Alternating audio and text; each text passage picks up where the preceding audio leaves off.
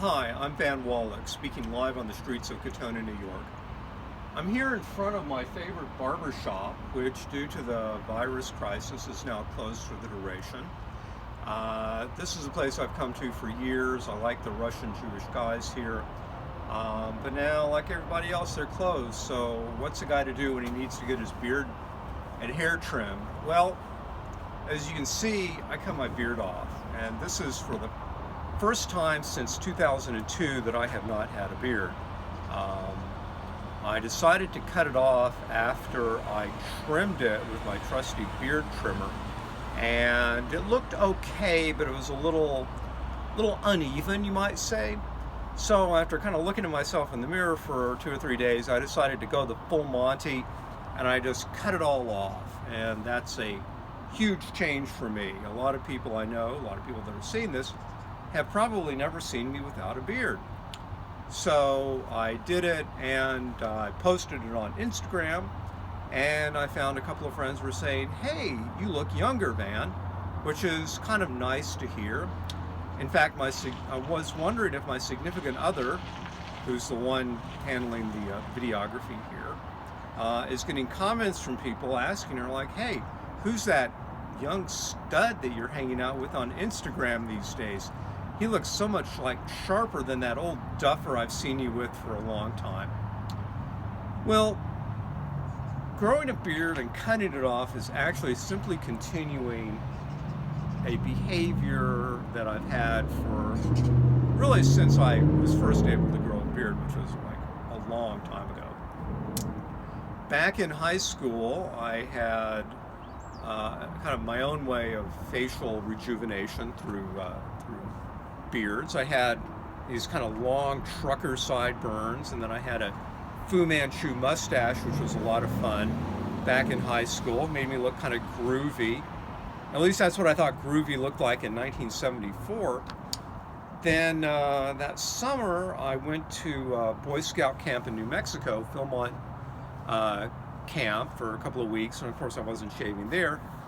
And so when I got back home to Mission, Texas, I had, the makings of a pretty good beard. Well, I immediately cut it off because I certainly wasn't going to start my junior year in high school with a beard. I think Principal Zapata would not have been too crazy about that.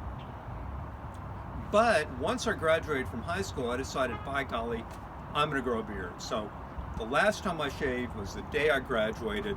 The next day it started, and all through that bicentennial summer of 1976, it grew and it grew, so that by the end of the summer I was looking positively rabbinical. It was kind of wavy and light brown. It was like kind of kibbutznik looking, shall we say. But I was going off to college, so I decided, well, I'm going to cut this thing off. And so I left for Princeton wearing a 70s style leisure suit with my cheeks looking very pink and youthful, a little tender. But then once I was in college, and then afterward, I really established this cycle where I would grow it and cut it off, grow it and cut it off. I never actually realized that I could go to a barber, and a barber could trim my beard short. They did it for my hair, but I never quite made the connection they could do it with my beard, which some of you probably realize sometimes I'm a little slow on the uptake and noticing things that other people think are kind of obvious. But once I kind of figured out that yes, I could have a barber do my head and my beard, things became pretty easy to do it. Well, since I've moved to Katona, I've been having my barbers do a great job on my hair.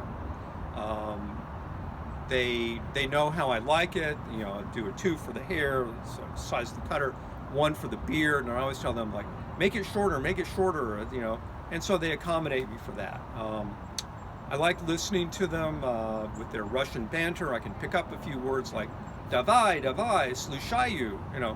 If you know Russian, you know what I'm saying. They were the guys that gave me a glass of cold wine when I came in to get a haircut on my birthday. So that was a really nice thing to do. But now they're gone, and I'm left with either growing a beard or cutting it off. So, these days of social distancing and working at home, worrying about your hair is really not that important. You know, don't worry about your beach body or your bikini line. When you got more things to worry about, like where your next paycheck's coming, where you're going to be working, what your kids are up to, and of course worrying about your loved ones. So for now, I may grow it, I may cut it off. You'll probably be able to tell in upcoming videos. And all I got to say to my Russian barbers, I got to say, "Do svidaniya, tovarish." Thank you guys, and I hope to see you on the other side when all this is in the past.